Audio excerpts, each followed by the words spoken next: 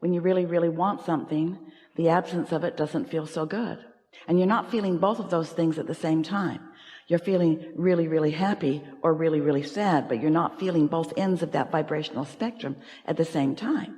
You might be trained, as many humans are, to weigh the pros and the cons and the pluses and the minuses, and you might be really good at thinking there and thinking there and thinking there and thinking there and thinking there, but you don't need to.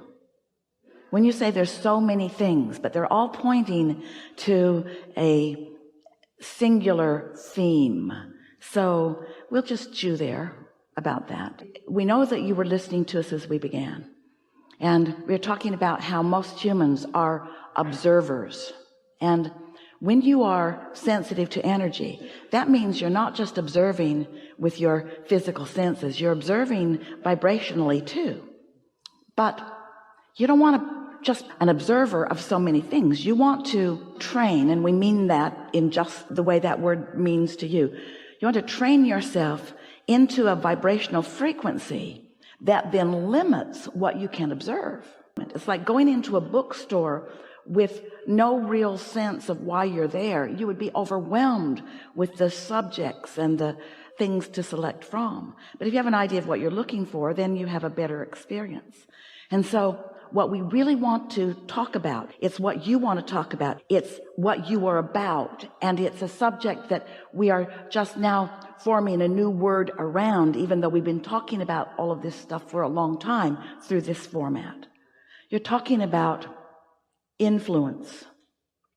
You're talking about how important it is for you, through the choices of what you think about before you get out there where people are, the choices that you are focused upon that cause you to find vibrational harmony with that greater point of view that we've been talking about already here today.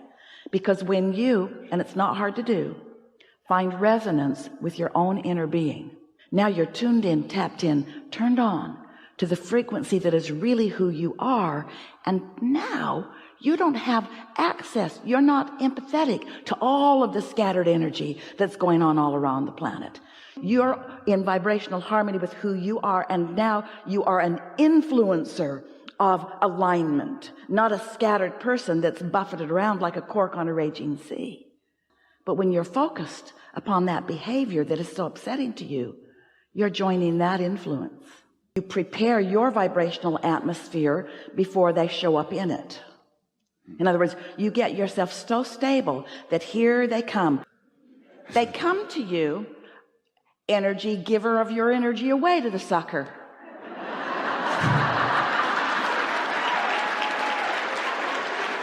You're blaming them for your lack of preparation.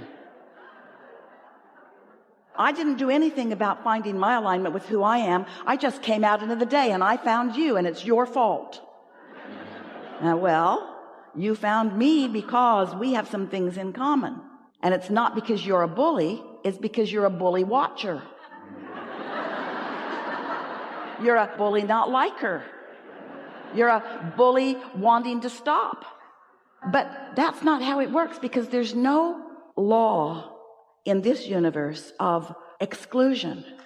There's only the law of attraction. There's only the law of inclusion. Now see, here's the thing. This bully that you're watching is not only that.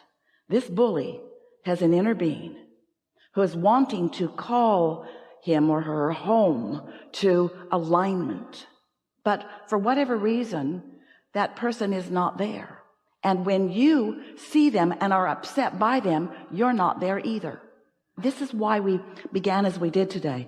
If you're not in full concert, in full harmony, in full blending, or somewhere close to it with your inner being, then your influence is scanty. And then your relationship with them, the bully that you want to stop bullying, becomes one of weakness, of action. Then it's almost like you have to be the bigger bully to make the bully not be a bully. What? You can't get there from there. And so how are you going to harness your influence? Wait, how are you going to allow yourself to be harnessed by the true influence of well-being?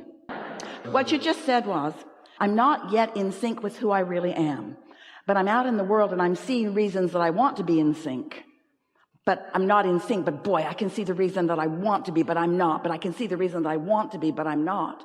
You got to get there first. It's the preparation of your alignment that is your dominant work, not the looking around for the reason for the alignment. That's why we call this creative process 3 basic steps. Step 1 is you know what you don't want. Do you know that you do all of your creating? Hear this. You haven't heard it in this pointed way from us before. You do all of your creating in step 1.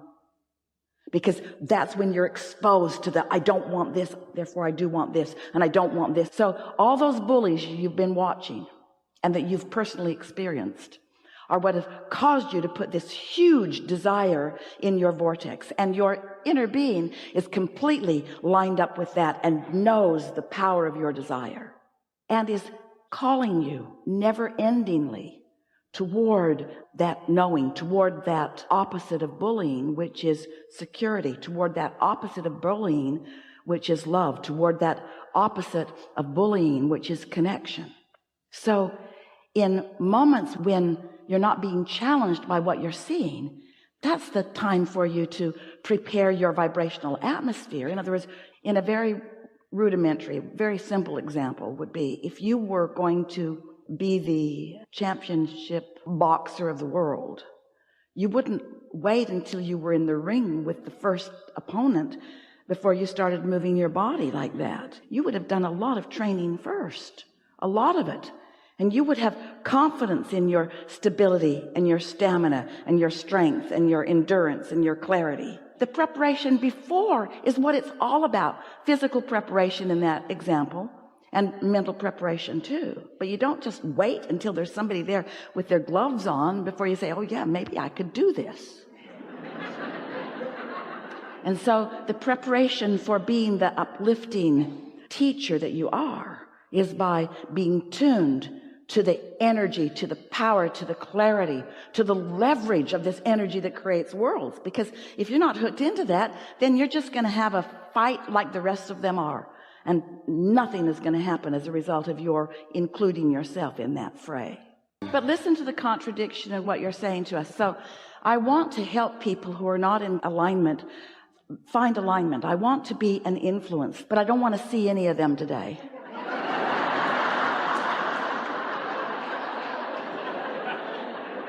I only want to see the ones that are already in alignment, okay?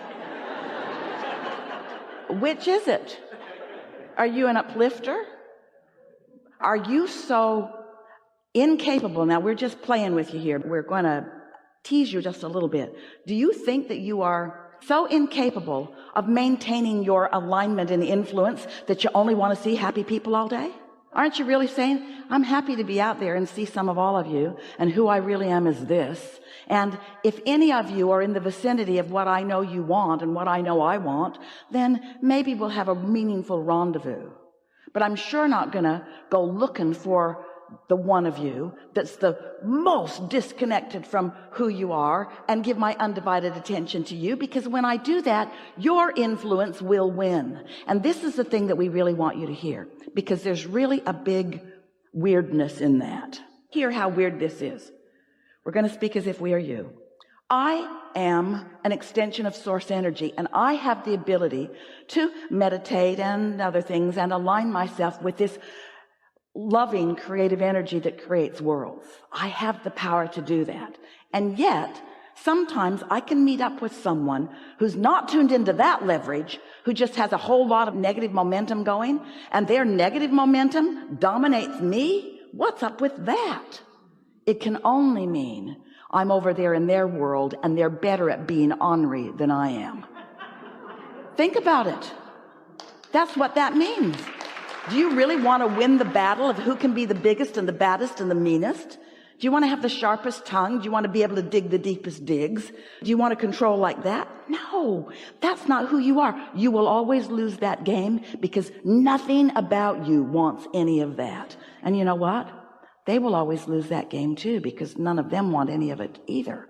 But they're still fighting it out. In other words, there's this whole crowd of disconnected beings duking it out, and triumphing over one another in this paltry, mediocre, puny, unpleasant cesspool of not being even close to who they want to be. That's not the game you want to play in. You want to tune in, tap in, turn on. You want to feel your clarity and your power, so much so that you can see the value even in that bully. What he's thinking about himself right now, and even what he's thinking about you right now, has no relevancy to what you think about him, because you're tuned in to the fullness of who you are, and you know his true value, not his temporary separation from it.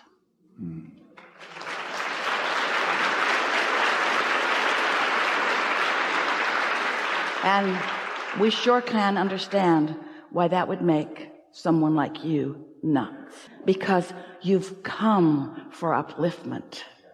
But for a while it feels like upliftment must mean knocking the legs out from those who aren't uplifting. So if I could just push hard enough against all those bullies and all those mean, negative, hateful others, if I could just obliterate them through my pressure to them. And we say, only problem with that is law of attraction says you're not obliterating them, you're giving them power. You're throwing fuel on their fire, where if you refuse to see their hatred, you won't fuel it anymore. Whew. You can't beat me with your hatred. Your hatred's not real. Oh yeah? I'll show you how real my hatred isn't. Well, I really wasn't asking for that. See, in other words, we're not saying confront. You can't reason with unreasonable. But you can get into your own power. And you can be guided into the situation where you can be of greatest value.